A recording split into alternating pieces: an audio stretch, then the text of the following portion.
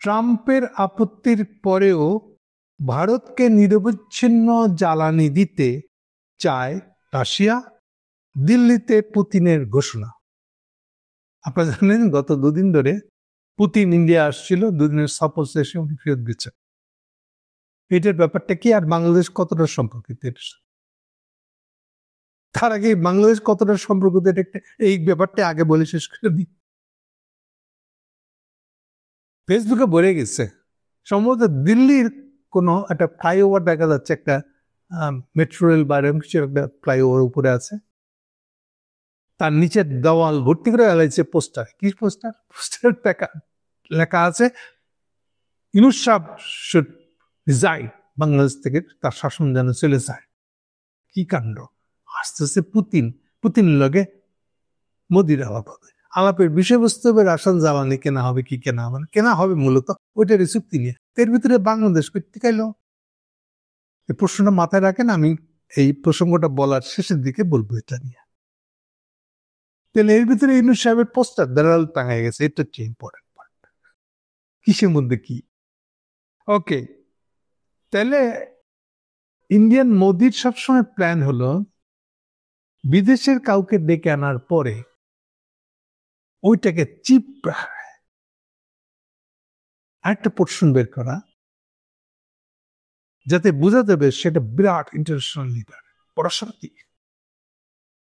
ইদানিং পরাশক্তি বলা কমাইছে, কিন্তু বিরাট ইন্টারন্যাশনাল লিডার, এইটা তাকে বজায় রাখতে হবে। এইটা দিয়ে সে ভোটারদের কাছে যাবে, এই যে দেখো আমার পার্টি কত বিশাল, ইন্ডিয়াকে কত উঁচুতে নিয়ে গেছে, বুঝছো না? তো হিন্দুত্ববাদকে ভোট দিও, এই হচ্ছে মোদির স্টাইল।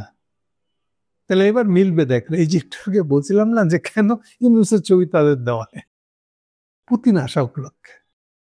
তাহলে পুতিনের সাপোর্টটাকে দেখাইছিল সে।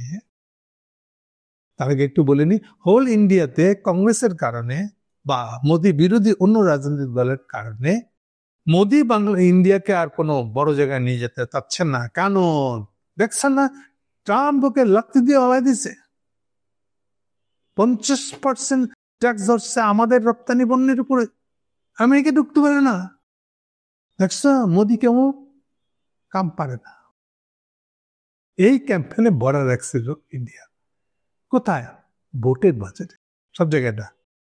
এর কোনো ইন্টারন্যাশনাল ইম্প্যাক্ট নাই। ট্রাম্প ক্ষমতা আসার পরে মোদি চিটতে গেছিল দৌড় দিয়া, খুব ভাবছিল আমি ক্লোজে। আপনাদের মনে রাখতে হবে, এই ট্রাম্পই কিন্তু মোদিকে একেবারে ইন্ডিয়ার সফর নিয়ে একেবারে ইন্ডিয়া ঘন্টা বাজায় তার পূজা করছিল, মনে আছে না আপনাদের? এবারও তাই হয়েছে, খালি ট্রাম্পের জায়গায় এবার ছবিটা হইল পুতিনের। কি করলাম আমি?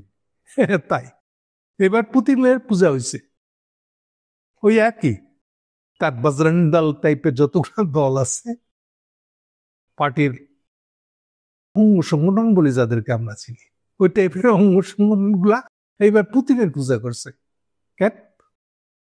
কারণ এই যে যে ট্রাম্পের সঙ্গে হয়ে যে সম্পর্ক নাই, এটা যেন ভোটের বাজারে যে ক্যাম্পেইনটা করছে বিরোধীরা, মোদী বিরোধীরা, সে ক্যাম্পেইন যে মোদি হারতে পারে না। মোদি তাই এই জন্য ট্রাম্পের বদলে পুতিনকে রেখে নিয়ে এসছে। কত বড় বীর দেখো, বিদেশে বাংলাদেশ ইন্ডিয়াকে কত উপরে জায়গায় নিয়ে গেছে। ফলে সে ট্রাম্পের হাত ধরছে, মানে আবার সে আগের জায়গায় ফেরত গেছে। এইটা হচ্ছে তার ইন্টারনাল ব্যাখ্যা। কিন্তু এই কথা তো আর পুতিন জানে না। পুতিনের সাথে যখন আলাপ হচ্ছে সেটা আলাদা, আর এটা হচ্ছে ইন্টারনাল পলিটিক্সের জন্য সে এর বিরুদ্ধে একটা খ্যাপ মারে দিল। এই খ্যাপের জন্যই আসলে আমাদের বেচারা তারও একটা ছবি ছাপা হয়েছে দেওয়ালে। আর পুতিনের পূজা হয়েছে মোদি ইয়ের জায়গায়, ট্রাম্পের জায়গায়। এটা হচ্ছে লক্ষণ। ওকে, তাহলে এই দুটো হলো ভোটের বাজারের ক্যাম্পেইন। মোদি যে বিরাট গ্লোবাল লিডার, এটা বোঝা হচ্ছে। তার বিরোধীদের হাত থেকে না মোদি হেরে যায় নাই, মোদি এখনো আছে, বিদেশিদের কাছ থেকে খুব পরিচিত। আচ্ছা, এই ফাঁকে একটা গল্প একই সাথে না বলে ফেললে আমার ভালো লাগতেছে না। আপনি গত 2 দিনে আমাদের ফেসবুকে দেখবেন আর একটা ক্যাম্পেইন। আমরা 2টা বললাম, একটা হলো যে পুতিনের পূজা হচ্ছে ঘন্টা নেড়ে, আর একটা হলো যে ইউনূস সাহেবের পোস্টার লাগছে ইউনুস সাহেবের ছবি দিয়া যে ইউনুস সাহেব যেন বাংলাদেশ ছেড়ে পলায়, রিজাইন করো তুমি। বাংলাদেশে হিন্দুরা ইউনুস সাহেবের আন্ডারে নির্যাতিত হচ্ছে। ঠিক একই রকম আর একটা ক্যাম্পেইন হয়েছে গত 2 দিন ধরে ফেসবুকে। কেউ চোখে পড়েছে কিন্তু গুরুত্বটা হয়তো বুঝে নাই। এই ক্যাম্পেইনটা হলো ইউপিডিএফ এ। কোন ইউপিডিএফ? পাহাড়ি ইন্ডিয়ানদের ছাগুলা, যারা ডাইরেক্ট ছা। পাহাড়ি দুটো সংগঠনে ইন্ডিয়ান চা। চন্তুল্লাহ আমার গ্রুপটাও কম যায় না। এই ইউপিডিএফটা হলে আসল খাসা। দিনে হাঙ্গামা করে ঢাকায় এই বাংলাদেশে, আর সন্ধ্যা হলে চলে যেতে পারে। এই হলো ইউপিডিএফ। ইউপিডিএফ এর লোকেরা একটা স্ট্যাটাস দিচ্ছে সামথিং চাকমা।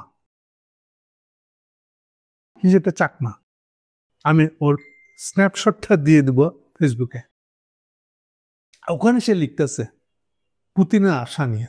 আরে চিন্তা করে নেই, ইন্ডিয়া বিশাল, ইন্ডিয়া কত ধরনের যে আর্মস দিবে পুতিন ইন্ডিয়াকে, আপনি চিন্তাই করতে পারবেন না।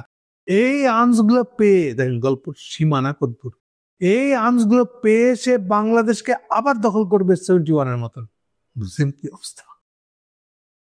এই দখল করে নিয়ে এইবার এই 3টে জেলা পার্বত্য চট্টগ্রামের এই 3টাকে স্বাধীন করে দিয়ে স্বাধীন রাষ্ট্র বানায় দিবে।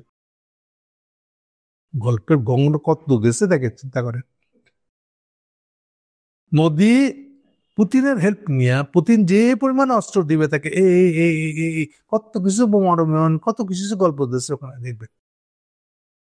সেটা দিয়ে সে বাংলাদেশ দখল করে নেবে। বাংলাদেশ দখল করে নিয়ে পাহাড়িতে 3টে জেলাকে আলাদা করে দিয়ে স্বাধীন করে দিবে। তাহলে এবার মিলল। এটা হলো তার ইন্টারনাল ক্যাম্পেইন। এটা হলো পাহাড়ি ভাইদের ক্যাম্পেইন, যে তারা স্বাধীন হয়ে যাচ্ছে বাংলাদেশ থেকে, তাতে জুমুল্যান্ড স্বাধীন হচ্ছে। এটা হলো আরেকটা। ওকে, গল্প অনেক বড় হয়ে যাচ্ছে, ছোট্ট করিনি। শেষ বেলায় পুতিনের সাথে অস্ত্র নিয়ে আলাপ হচ্ছে। এগুলো বাইপাস সার্জারির মতন বাইপাস ইনফরমেশন আবার অনেক পত্রিকায়, ইন্ডিয়ার পত্রিকাতে এগুলো ইঙ্গিত দেওয়া হয়েছে। ফাইনালি পুতিনের সাথে মোদির অ্যাকচুয়াল কি চুক্তি হয়েছে এই বিষয়ে যদি আপনি বিবিসি রিপোর্টটা দেখেন, বিবিসি বাংলা, কিন্তু বিবিসি বাংলা মানে মোদির টেকা গাওয়া বিবিসি, কিন্তু এটা বাড়াইটা বহুবার বলছি আপনাদেরকে আমি। সেই বিবিসি রিপোর্ট বলতেছে অ্যাকচুয়ালি এগুলো কিচ্ছু হয় নাই, কোনো সামরিক চুক্তি হয় নাই, কোনো বিমান কেনা না হবে কি না হবে, অস্ত্র কেনা হবে, কিছু হয় নাই। যদিও রাশিয়ার যে বিখ্যাত Su-400 SU বা S-400 যে বিশেষ বিমানটা, যে প্যারালাল টু আমেরিকানদের F-16 বিমানের বা তার হচ্ছে বড় কিছু একটা বলে মনে করা হয়। এবং এর আগে আমেরিকানরা শর্ত দিয়েছিল যারা যারা S-400 কিনবে তাদের সঙ্গে আমেরিকানরা কোনো মিলিটারি সম্পর্ক রাখবে না। ইভেন এই মিলিটারি সম্পর্কে, স্ট্র্যাটেজিক সম্পর্কের দিকেও যাবে, এরকম হুমকি দিয়ে আসছিল। বাইডেনের আমল তো বটেই, তার আগের আমল থেকে শুরু হয়েছিল, এই আমল পর্যন্ত এটা এরকম চলতেছে। ইভেন তুরস্কের মতন দেশ থেমে গেছিল, কিনবো কি কিনবো না। তুরস্ক, ইন্ডিয়া এরা চাইছিল যে দুটাই কিনবো, S-400 কিনবো, আবার F-16 নেবে।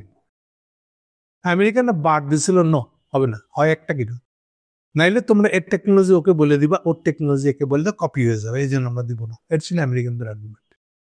সো এইবার সেই জন্য মোদি স্বাধীন হয়ে গেছে, সে এবার S-400 কিনবে বলে একটা আপ হয়েছে। ফাইনালি যে চুক্তি হয়েছে সেই চুক্তিতে দেখা গেল, এটা বিবিসি রিপোর্ট, আমি বিবিসি পড়ে বলতেছি আপনাদেরকে, এক জ্বালানি চুক্তি ছাড়া, জ্বালানি মানে তেল তো কিনবেই, আবার তেল কিনবে ইন্ডিয়ান তেল, দাম যত রাগ করুক তারা আবার কিনবে এটা। সে সাথে যদি গ্যাস কিনতে চায় গ্যাস কিনবে, ওর হোয়াট এভার এনিথিং, জ্বালানি বলতে যা যা বোঝায় সবই আয়কার মতো কিনবে।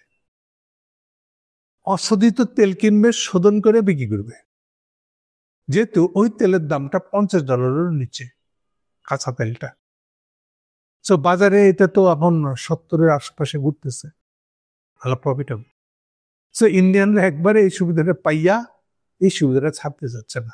সেই জন্য দেখছে যে ট্রাম্পের কথা অমান্য করে আমি পুতিনকে ডেকে নিয়ে এসে চুক্তি করছি। আর এইটা দিয়ে এই যে পাহাড়িদেরকে চেতাইতেছে, চিন্তা করে বাংলাদেশ দখল করে দিতেছে। তাইলে আলটিমেটলি পর্বতের মুশিক প্রসব দেখে মনে হচ্ছে পর্বত পাহাড় কি জানি একটা করে গেলাবো, আলটিমেটলি দেখা গেল একটা ইঁদুর জন্ম দিয়েছে। এটা হচ্ছে তাই। সো পুতিন আসার পরে একমাত্র জ্বালানি চুক্তিটা ছাড়া মোদির সাথে আর কোনো চুক্তি হয় নাই। কিন্তু আওয়াজের দিক থেকে এটা পাহাড়িদের এটা দিব আপনাদেরকে, ওটা স্ন্যাপশটটা দিলে আপনি বুঝবেন যে মোদির গল্পটা কেমন করে ছাড়াচ্ছে। তাহলে মোদির গল্প হলো তিনটা ইন্টারনাল পলিটিক্স এর জন্য, একটা হলো পাহাড়ি ভাইদেরটা, একটা হলো ইউসুফ জব হয়ে গেছে, আর তিন হলো পুতিন আসার পরে ঘন্টা নেড়ে তারা পূজা হারাচ্ছে। Thank you.